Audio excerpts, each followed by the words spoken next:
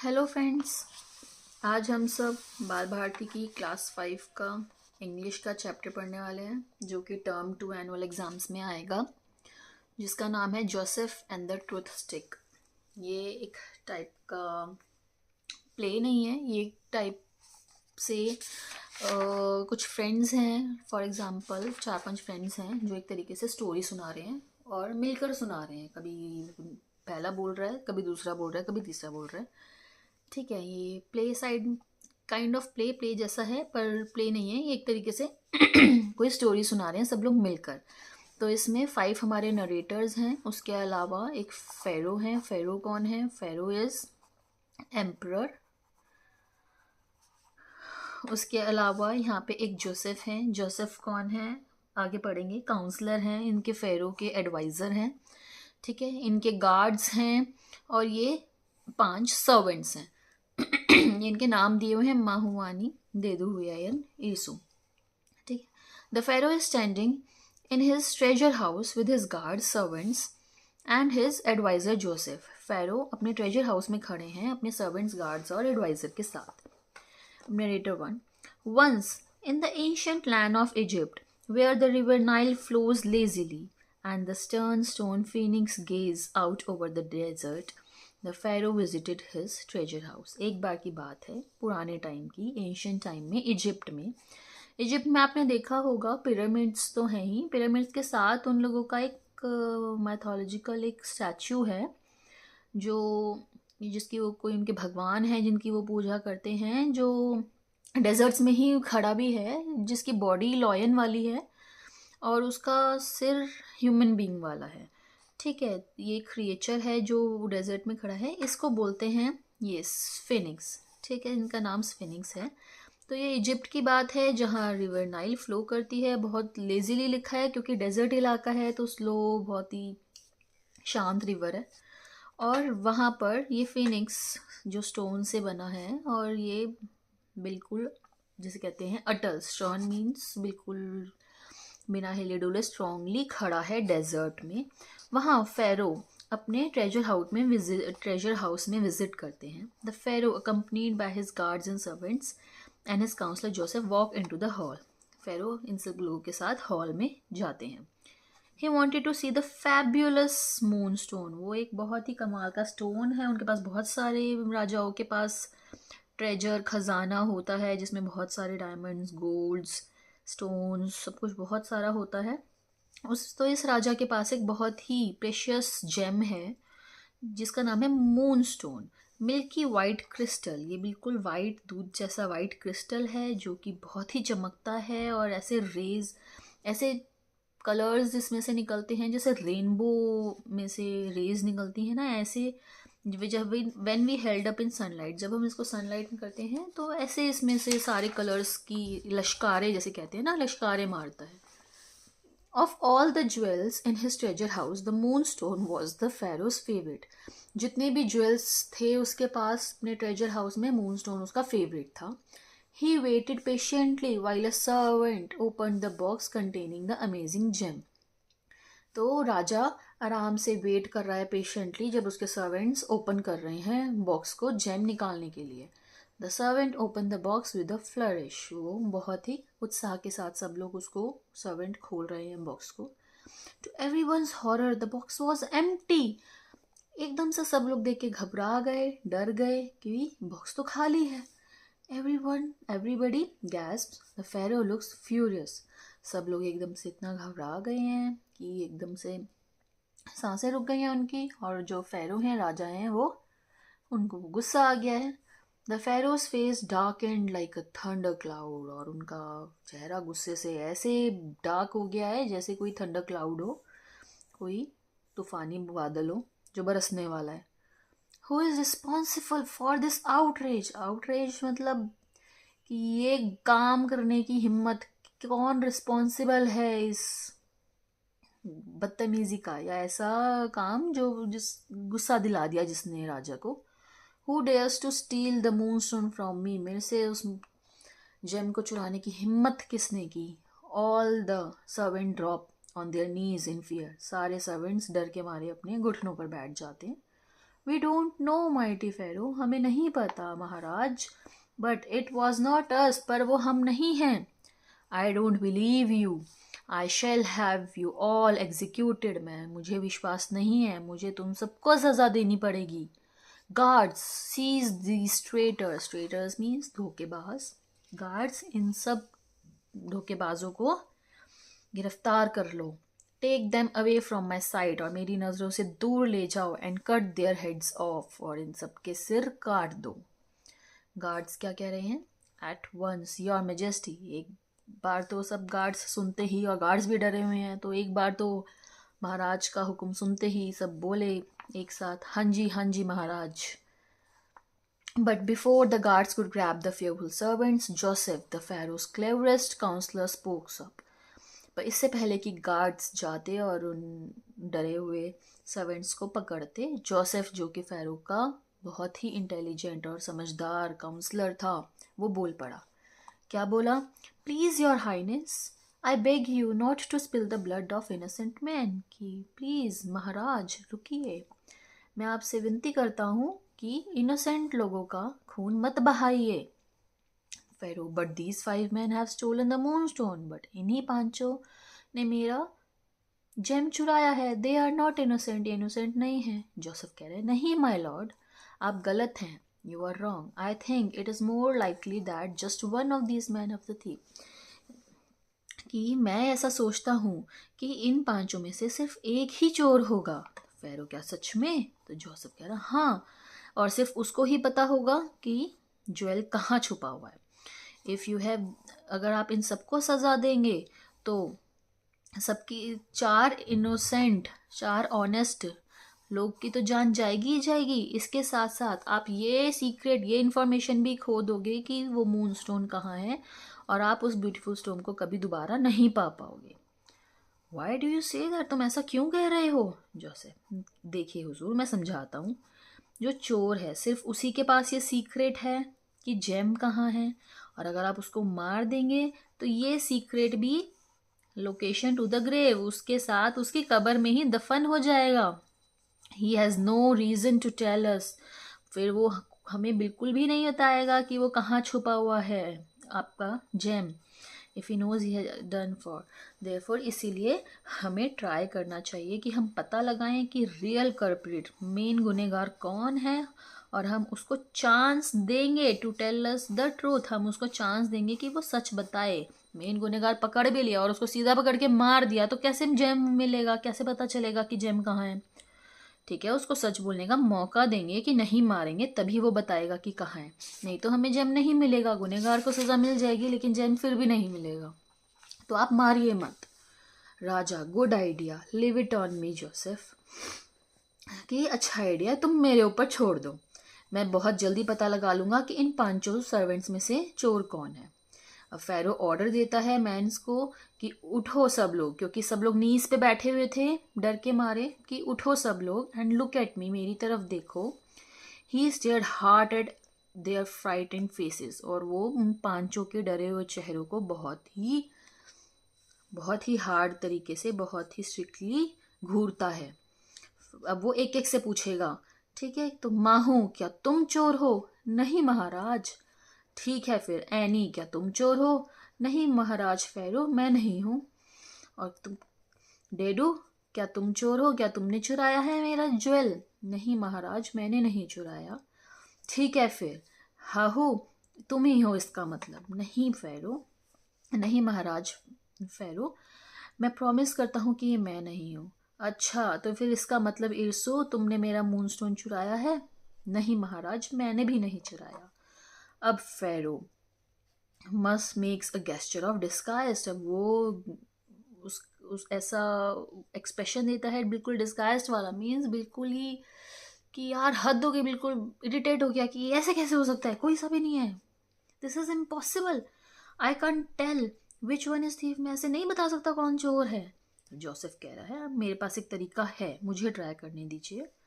फेरो कहता है ठीक है, but I still think their heads should roll, पर मुझे अब उसको गुस्सा आ रहा है, वो नहीं समझ रहा है, वो कह रहा है कि नहीं ठीक है तुम्हें ट्राई करना है, लेकिन मैं अभी भी सोचता हूँ कि इन सब के हेड्स काट देने चाहिए, शुड रोल मतलब हेड्स को कट ऑफ कर दो।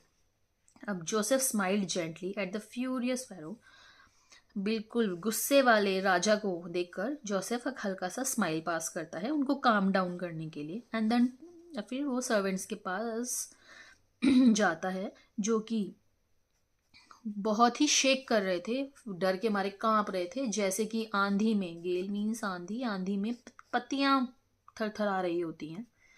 जोसेफ कहता है कि जो if the thief will own up to his crime, अगर चोर ने अपना गुनाह कबूल कर लिया और ये बता दिया कि मूनस्टोन कहाँ छुपाया है, तो मैं प्रॉमिस करता हूँ कि फेरो उसकी जान छोड़ देगा। फेरो, ओ नो आई वोंट, अरे नहीं मैं नहीं छोड़ूंगा, क्योंकि गुस्से में बहुत है राजा भाई। Joseph Fronx and strokes his chin thoughtfully, मतलब कि जोसेफ ने एक तरीके से एक लुक दिया राजा को ताकि राजा वह थोड़ा काम हो सके। एक उसको ऐसी तिरछी नज़रों से एक लुक दिया कि ठीक है मैं देख रहा हूँ, एंड अपनी चिन थॉटफुली उसने पकड़ी। अब जोसेफ कह रहा है प्लीज़ टेल मी लॉर्ड, कि राजा मुझे प्लीज़ बताइए आपको मूनस्टोन अपना जेम दोबारा देखना है या नहीं देखना है। राजा कह रहे हैं हाँ जी बिल्कुल देखना है। तो जोसेफ कह रहे हैं कि आपको इनोसेंट लोगों को मारना, क्या इनोसेंट लोगों को मारना क्राइम नहीं है। राजा कह रहे हैं हाँ है, बिल्कुल है। तो फिर आप प्रॉमिस करिए कि आप जान छोड़ देंगे सबकी अगर उन्होंने कन्फेस कर दिया, अपनी गलती कबूल कर ली तो। अब राजा कह रहे हैं कि ठीक है कर देंगे, but your idea had better work Joseph. अब तो और तुम्हारा आइडिया अच्छा होगा कि काम कर जाए, अगर नहीं करा तो खाली सर्वेंट्स नहीं हैं जो बिग ट्रबल में हैं, मतलब खाली सर्वेंट्स की जान को खतरा नहीं है। खाली बात समझ आई जोसेफ, तुम्हारा आइडिया काम नहीं करा तो तुम भी खतरे में हो, तुम्हें भी मार दूंगा मैं, क्योंकि राजा का गुस्सा इस टाइम पीक पर जा चुका है। Joseph, you do my lord pharaoh, हाँ आप बिल्कुल मार देंगे हम सबको, हमें पता है। जोसेफ ने स्माइल किया और सर्वेंट्स को देखकर, जो कांपते हुए डरे हुए सर्वेंट्स हैं उनकी तरफ देखकर स्माइल किया। अब जोसेफ कह रहा है काम योरसेल्फ, प्लीज़ पहले सब लोग शांत हो जाइए, इतना डरिए मत, रिलैक्स होइए। अब जो चोर है अगर वो अपने आप कदम आगे बढ़ाकर अपनी गलती कबूल करता है एंड अब जेम मूनस्टोन लौटाता है, तो उसकी जान और उस सब फ्रेंड्स की जान हम बख्श देंगे, छोड़ देंगे, और हम उसको अलाउ कर देंगे कि वो फ्रीली जा सके।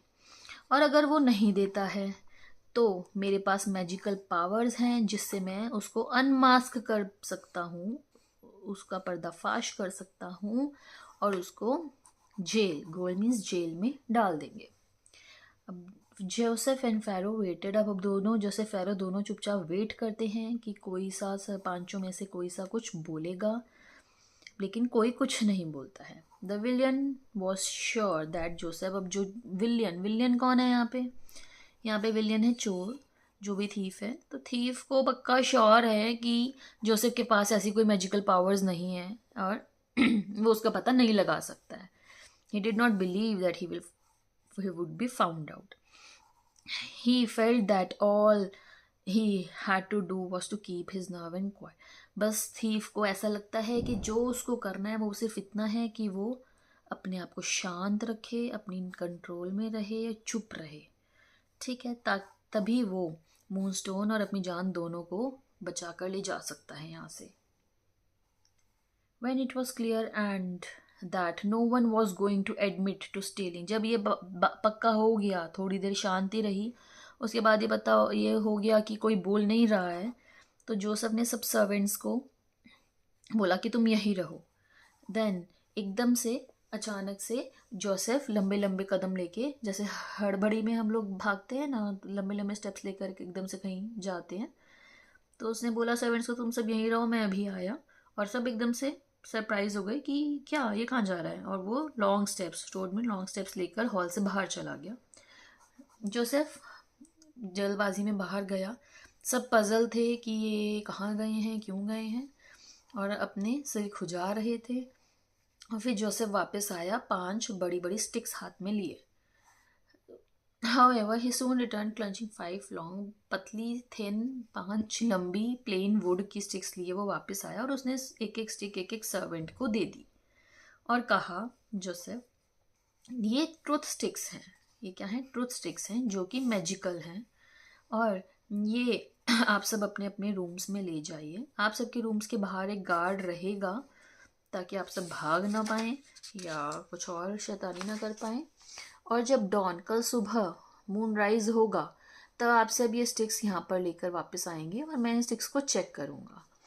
तब मैं देखूँगा कि कौन चोर है, ये पता लगाऊंगा, क्योंकि जो ये स्टिक्स हैं ये सेम रहेंगी लेंथ में जैसी ये अभी हैं, but because his stick will stay at same length as it now, but all the other will have shrunk to half their sizes। क्योंकि जो चोर है उसकी स्टिक सेम रहेगी, पर जो और लोग हैं उन बाकी सब लोगों की स्टिक नॉर्मल साइज से श्रिंक हो जाएगी, छोटी होके आधी, हाफ साइज की रह जाएगी। जोसेफ ने अपना बात ख़त्म करी और गार्ड्स के साथ सर्वेंट्स को उनके रूम में भेज दिया। सब लोग चले गए। अब नेक्स्ट मॉर्निंग जब सन अपने होराइजन पे आया तो सर्वेंट्स को वापस बुलाया गया ट्रेजर हाउस में, जहाँ फेरो और जोसेफ वेट कर रहे थे। चारों सर्वेंट्स बहुत ही घबराए हुए, डरे हुए लग रहे थे, लेकिन एक सर्वेंट स्माइल कर रहा था। अब जोसेफ ने बोला, राइट, ठीक है, अब वो टाइम आ गया है जब ये पता चलेगा मूनस्टोन किसने चुराया है। सब लोग मुझे अपनी स्टिक्स दीजिए। सब सर्वेंट्स ने वैसे ही किया जैसा जोसेफ ने बोला था। 4 स्टिक्स बिल्कुल सेम लेंथ की थी, लेकिन एक स्टिक श्रिंक होके आधी हो गई थी, और वो थी एनी की स्टिक। कौन है थीफ? एनी। और जो स्माइल कर रहा था ऐसे जैसे कि he was crying broadly but Joseph was not.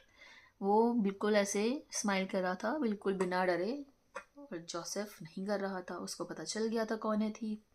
उसने बोला गार्ड से कि एनी को अरेस्ट करो, यही चोर है। एनी बोला, नहीं, आपने कहा था कि इनोसेंट की जो मैजिक स्टिक होगी वो श्रिंक हो जाएगी, और देखो मेरी श्रिंक हो गई है, तो मैं कैसे हुआ चोर? तो जोसेफ ने कहा कि सही है, मैंने कहा था ये स्टिक्स कोई मैजिकल नहीं है और ये श्रिंक नहीं होती। तुम्हें पता है तुमने ही गुनाह किया है, गिल्टी हो, एंड थॉट दैट, और तुम्हें लगता है कि तुम बच जाओगे अपने स्टिक को आधा काट के। यू विलेन, तुम चोर। अब फेरो राजा, उसका गुस्सा उमड़ा, तुम नो यू विलेन। ठीक है, अब any hang up his head in Shem. उसका सिर शर्म से झुक गया, लटक गया। फेरो ने ऑर्डर दिया, गार्ड्स इसको ले जाओ। गार्ड्स आए और एनी को जेल में ले गए। फेरो ने जोसेफ को शाबाशी दी, वेल डन, क्योंकि वो एक बहुत ही क्लेवर एडवाइज़र है राजा का, उसने बहुत ही अच्छा काम किया चोर पकड़ने में। अब आप सब जा सकते हैं और सबको बता दीजिए कि चोर पकड़ में आ गया है। सब लोग चले गए। When the guards, जब गार्ड्स ने एनी का रूम सर्च किया तो ना उनको सिर्फ आधी कटी हुई स्टिक का टुकड़ा मिला, पर उनको वहाँ पे मूनस्टोन भी मिल गया। जोसेफ ने फेरो से अपना प्रॉमिस निभाया, पूरा किया, और नहीं, जोसेफ ने उसने जो राजा ने प्रॉमिस किया था कि वो मारेगा नहीं, जान बख्श देगा, तो जोसेफ ने राजा को उनका प्रॉमिस पूरा करने के लिए समझाया, और एनी की लाइफ, उसको मारा नहीं, उसकी लाइफ छोड़ दी गई और उसको जेल में बंद कर दिया गया बाकी की उसकी लाइफ के लिए। मीन्स लाइफ टाइम इम्प्रिजनमेंट उसको मिल गया। Yet it only had to, अगर उसने सच बता दिया होता अपने, जब उसको चांस दिया गया था बोलने का, तब उसको फ्री छोड़ दिया जाता, उसको माफ़ कर दिया जाता, उसकी लाइफ फ्री छोड़ दी जाती, पर उसने खुद नहीं बताया। जोसेफ ने पता लगाया कि वो चोर है, तो मारेंगे उसको अभी भी नहीं, लेकिन अब उसको प्रिजन में रहना पड़ेगा जैसा कि प्रॉमिस था। Which goes to the show that, और इससे हमें क्या पता चलता है, क्या सीख मिलती है? Honesty is always the best policy. Honesty हमेशा बेस्ट रहती है। आपने कोई गलत काम भी किया है तो भी आप ऑनेस्ट रहेंगे, सब सही से बता देंगे तो आपके लिए बेस्ट रहता है, नहीं तो कॉन्सिक्वेंसेस वर्स हो सकते हैं आपके लिए। ये था चैप्टर। कुछ डाउट्स हैं, कुछ वर्ड मीनिंग्स में डाउट्स हैं, या कोई और क्वेश्चन है आपका, तो प्लीज़ मुझे कमेंट बॉक्स में ज़रूर बताइएगा, और आपकी नेक्स्ट रिक्वेस्ट क्या है वो भी मुझे कमेंट बॉक्स में ज़रूर बताइएगा। Thank you so much guys.